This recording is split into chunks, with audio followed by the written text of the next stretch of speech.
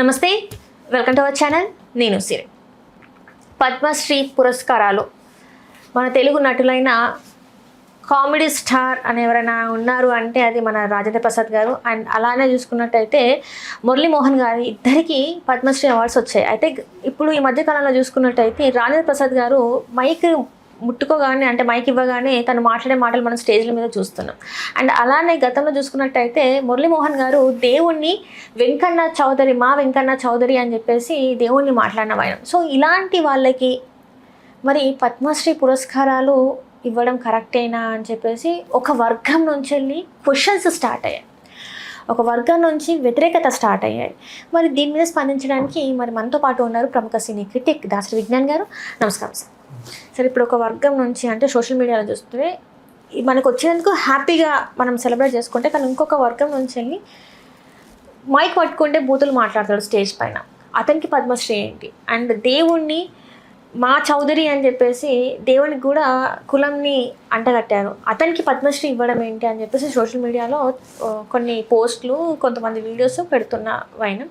So దీన్ని మనం ఎలా చూడాలంటారు? చాలామంది మా కులదైవం మా కులదైవం మా కులదైవం అంటూ సినిమాల్లో చూసాము, ఎక్కడెక్కడో చూసాము. అప్పుడు ఎవరు తప్పు పట్ల దేవుడికి కులం ఎందుకు అంటగట్టారు అని.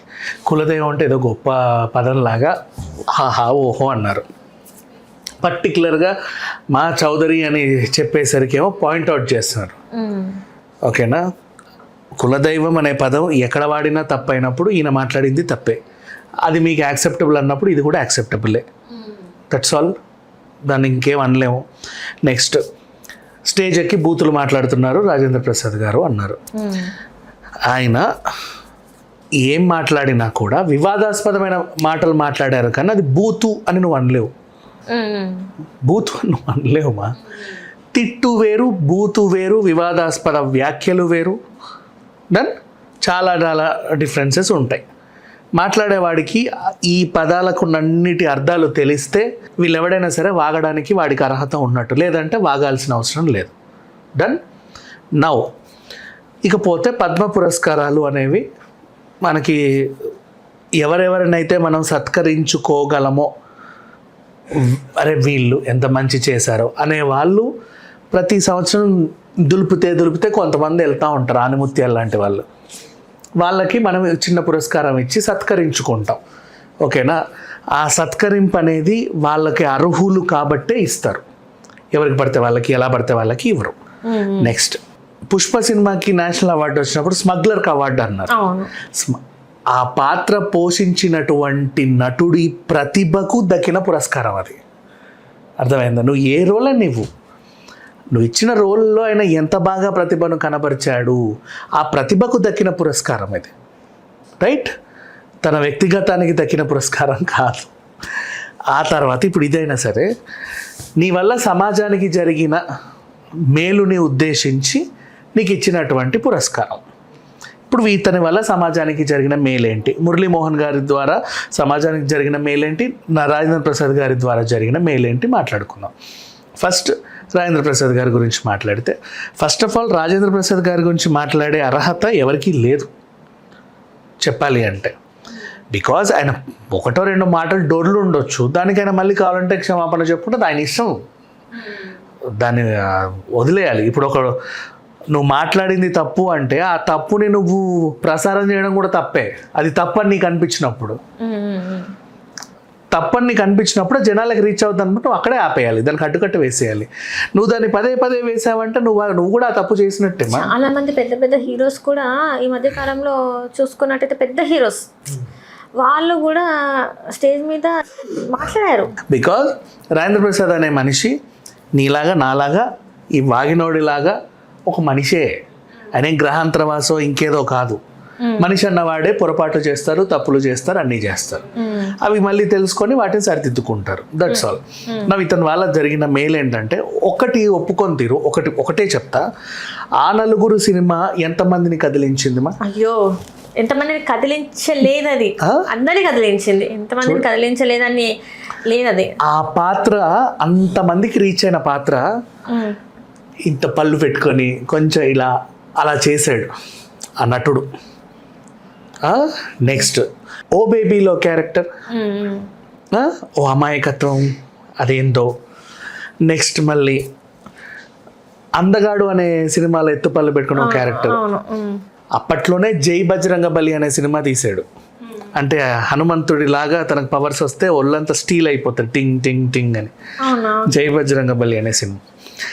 నెక్స్ట్ అప్పట్లోనే ఓ ఇదేంటిది నవ్వించే సినిమాలు, కామెడీ కింగ్ చెప్తున్నా. ఇప్పుడు అందరూ హీరోలు ఏదో అడుగేస్తే దుమ్ము లేవాలని, మొత్తం పూల పూల చొక్కలు వేసుకోవాలని, ఇద్దరిద్దరు హీరోయిన్లతో డూయెట్లు వేయాలని, మెలకలు తిరగాలని చాలామంది అనుకున్నారు. కానీ ఈయన మాత్రం జనాల్ని నవ్విద్దాం అనుకున్నాడు.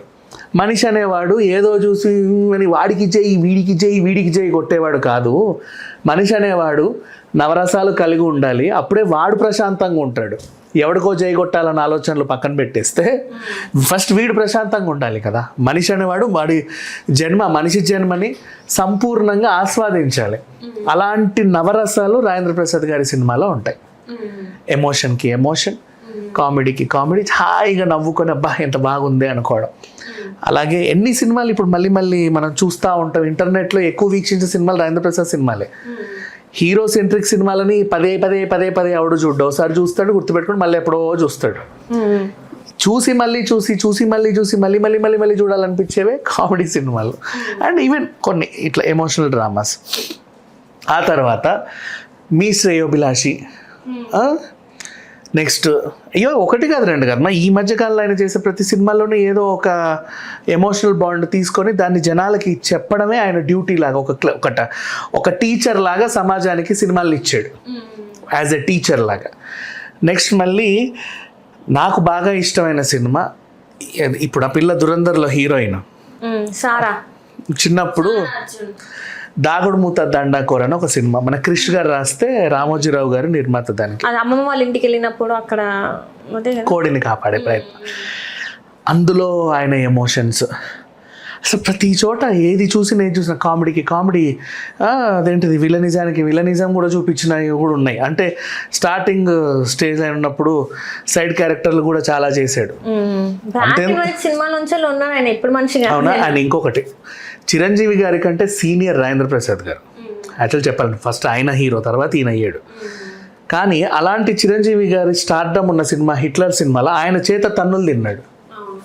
అంటే ఎలాంటి క్యారెక్టర్ కన్నా ఇప్పుడు అదే చిరంజీవి గారి మీద కాళ్ళు వేస్తేనే త్రిషను ఒప్పుకోవాలా, మా హీరో మీద కాళ్ళు వేస్తావా నువ్వు అని. స్టాలిన్లో ఇలా కూర్చుంటారు కదా కాళ్ళు పెట్టి, ఆ సీన్ ఎవరు ఒప్పుకోవాలా. ఒక హీరో స్టార్డమ్ వచ్చాక ఇతను చెంపదెబ్బ కూడా కొట్టొద్దు వేరే నటులు, అట్లా ఉండాలి. ఆయన చేత కొట్టించుకోవచ్చు. కానీ ఆయనకంటే సీనియర్ హీరోలు వీళ్ళంతా దే యాక్సెప్టెడ్. ఏ రోల్ అయినా సరే చేశాడు.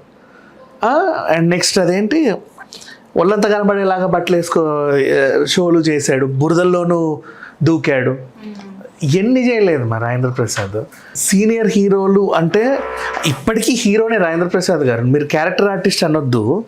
వై బికాజ్ ఇప్పుడు కూడా అతన్ని సెంట్రిక్ పెట్టి ఏదో ఒక సందేశాత్మక సినిమాలు తీస్తున్నావు అంటే ఈరోజు కూడా హీరోనే ఆయన.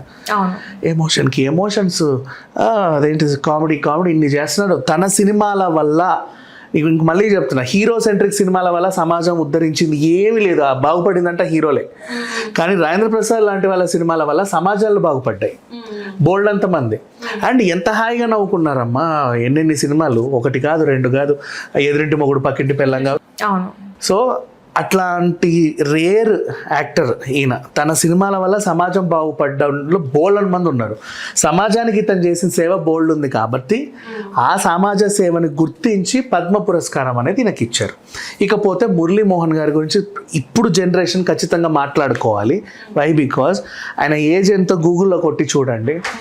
ఇప్పుడు మెట్లు ఎక్కుతాడు, మెట్లు దిగుతాడు, హాయిగా ఉంటాడు, ఎక్కడికి పిలిస్తే అక్కడికి వస్తాడు. రీసెంట్గా అఖండలో యాక్టింగ్ కూడా చేశాడు. గెటప్ వేసుకొని నార్మల్గా ఇట్లా కూర్చునే యాక్టింగ్ కూడా కాదు. ఇప్పుడు ఒక వయసు వచ్చిన వాళ్ళకి రోల్ ఇవ్వాలంటే అలా కూర్చోబెడతాం మనం, ఉన్నారులే అని. No he did. అంటే ఆ సెట్లలో కూడా యాక్ట్ చేసే రేంజ్కి ఇంకా ఎనర్జీ ఉంది ఆయన దాంట్లో. ఈ రోజుల్లో ఇప్పుడు నేనే చూడు ఈ వయసుకి ఇంత పొట్టొచ్చి ఎలా కూర్చున్నాను నేను. కామెంట్లలో వస్తాయి రేపు బండ విధవా. ఆయన ఎంత ఫిట్గా ఉంటారు, ఎంత బాగుంటారు, నేర్చుకోవాలి అట్లాంటి వాళ్ళని చూసి. అండ్ మురళీమోహన్ గారు బహుముఖ ప్రజ్ఞాశాలి, ఈవెన్ బిజినెస్లోను పర్సనల్ లైఫ్లోను. ఎక్కడన్నా ఇంటర్వ్యూకి వెళ్తే సార్ మీ హెల్త్కి సంబంధించిన డైట్ ఇదేదో చెప్పండి అంటే చెప్తాడు. అవి కూడా నేర్చుకోవడం కూడా బాగుపడే వాళ్ళు చాలామంది ఉంటారు కదమ్మా. ఆయన్ని చూసి కూడా అరే మేము ఇలా ఉండాలనుకునే వాళ్ళు కూడా చాలామంది ఉంటారు కదా. సో సమాజానికి వీళ్ళు సేవ చేస్తున్నారు కాబట్టి వీళ్ళకి ఈ పురస్కారం అనేది నిజంగా మనం ఇచ్చి సత్కరించుకోవాలి. అండ్ చాలా లేట్గా వచ్చింది, ఇంకా చెప్పాలి అంటే ఎప్పుడో రావాల్సింది లేట్గా వచ్చింది. Right right, thank you so much. Hello, Telugu రాజ్యం ఛానల్ చూస్తున్నారా? సామాజిక రాజకీయ జీవన చిత్రణే తెలుగు రాజ్యం. అతిశయోక్తులు అసత్యాలు ఉండవు. రాజకీయ కోణం కాదు, ప్రజా కోణమే కొలబద్ద. తెలుగు రాజ్యం వీక్షణ మీ ఉత్తమ అభిరుచికి నిదర్శనం.